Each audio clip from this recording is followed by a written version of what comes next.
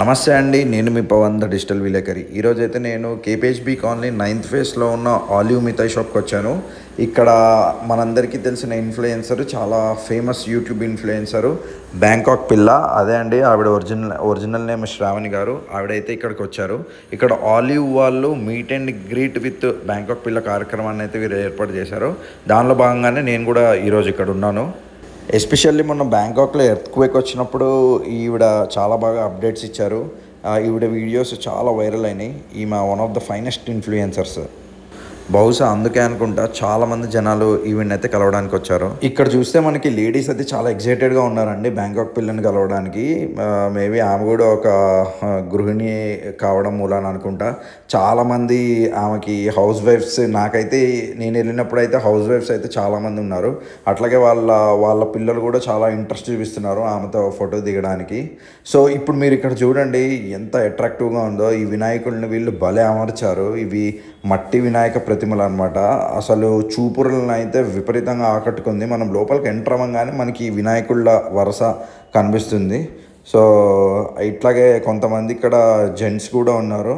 వాళ్ళు కూడా వెళ్ళి ఫోటో దిగుతూ అట్లాగే బైట్స్ తీసుకుంటూ ఆమెతోటి ఇది చేస్తున్నారు. నేను యాక్చువల్లీ శ్రావణి గారిని కలుద్దాం అనుకున్నాను, కానీ నాకు సడన్గా వేరే ఆ కాల్ రావడం మూలాన వెళ్ళిపోయాను. నన్ను అడిగితే సామాన్యులకి ఈ డిజిటల్ మీడియా అనేది చాలా మంచి ప్లాట్ఫాము.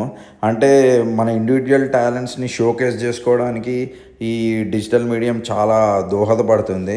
అలాంటి వారే కదా ఇప్పుడు శ్రావణి గారు కూడా యూట్యూబ్లో అట్లా వ్లాగ్స్ చేస్తూ ఫేమస్ అయ్యి ఈరోజు ఈ స్థాయికి వచ్చారంటే definitely credit goes to digital media అనే చెప్పచ్చు.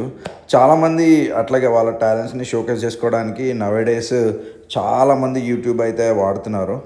That is a good thing. ఈ ప్రోగ్రామ్ అయితే వీళ్ళు 6 o'clock అయితే స్టార్ట్ చేశారు. మెల్లగా జనాలు వస్తూ వెళ్తున్నారు.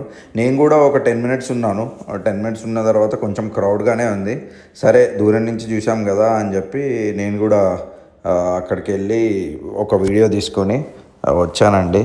సో ఇదండి ఈరోజు బ్లాగు. మీరు కూడా నా వీడియోస్ని ఆదరిస్తారని అనుకుంటున్నాను. ఇప్పటికే నా షార్ట్స్ మంచి రెస్పాన్స్ వస్తున్నాయి. లాంగ్ వీడియోస్ కూడా బాగా ఆదరిస్తారని చెప్పి కోరుకుంటున్నాను. ఇలాంటి మరిన్ని ఇంట్రెస్టింగ్ వీడియోస్ తోటి మీ ముందుకు వచ్చే ప్రయత్నం చేస్తాను.